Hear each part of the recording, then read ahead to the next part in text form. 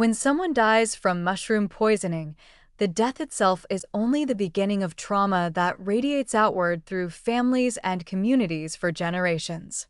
The psychological, financial, and social devastation extends far beyond the immediate victim, creating ripples of suffering that touch dozens of lives and persist for decades. Family members experience crushing guilt.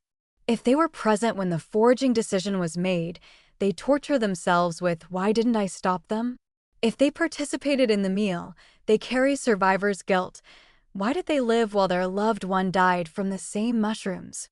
Spouses blame themselves for not preventing the foraging, not insisting on expert identification, not recognizing symptoms sooner.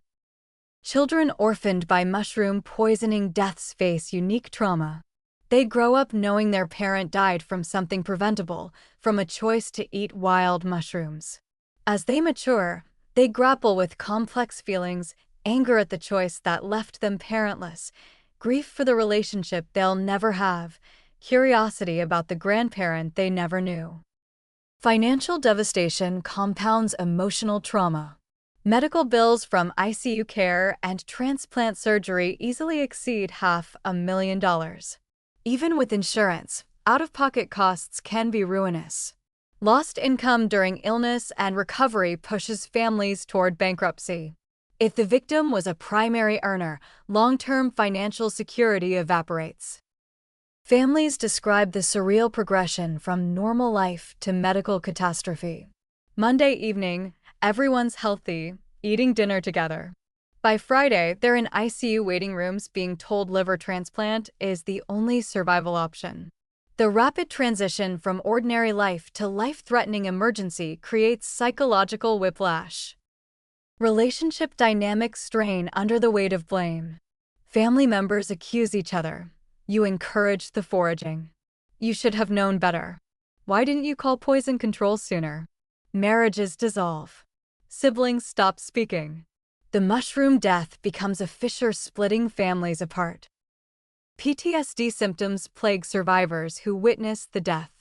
They experience intrusive memories of watching their loved one deteriorate, flashbacks to ICU scenes, hypervigilance around food.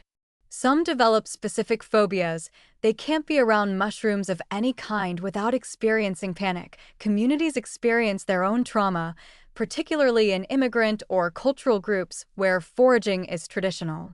A poisoning death creates fear responses that ripple through entire communities.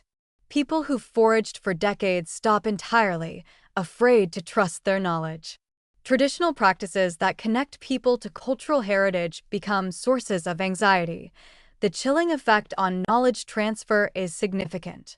Elders who taught foraging to younger generations feel responsible when deaths occur. They stop teaching, afraid their knowledge will lead to more deaths. Valuable traditional ecological knowledge, the 90% that's accurate and useful, gets abandoned along with the dangerous 10%. Some families channel their grief into prevention advocacy. They create educational campaigns, share their loved one's story to warn others, push for policy reforms around commercial foraging regulation or public education funding. This activism provides purpose and meaning to otherwise senseless loss. The advocacy work involves repeatedly reliving the trauma. Every time they tell their story to raise awareness, they re-experience the grief, the guilt, the what-ifs. It's re-traumatizing by choice, driven by determination that no other family should suffer similarly. Intergenerational effects persist. Grandchildren inherit the family story. The great-grandparent who died from foraging mushrooms becomes family lore, a cautionary tale passed down. Family identity incorporates this tragedy, shaping attitudes toward risk, nature, and trust in traditional knowledge. Mental health resources specifically for mushroom poisoning survivors and bereaved families are rare. General grief counseling helps, but therapists often don't understand the unique aspects of this trauma, the preventability, the cultural dimensions, the guilt dynamics specific to poisoning deaths versus other causes. Support groups connecting families affected by mushroom poisonings provide understanding from people who've experienced similar losses. Sharing stories with others who truly understand the specific trauma creates validation and reduces isolation. The if only regret is uniquely painful in preventable deaths. If only they'd gotten expert identification. If only they'd called poison control earlier. If only they'd refused to eat the mushrooms.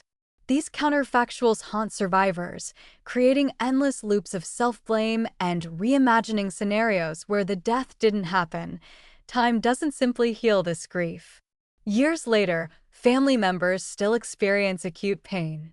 Holidays, anniversaries, and casual mushroom sightings during walks all trigger grief responses. The loss remains raw because it was so unnecessary, so preventable, so easily avoided with different choices. Point 1. Death creates dozens of trauma victims: the immediate family, the extended family, the medical team who tried to save them, the poison control specialists who guided treatment, the community members who knew them. Each carries their own version of grief, guilt, and loss from that single preventable death.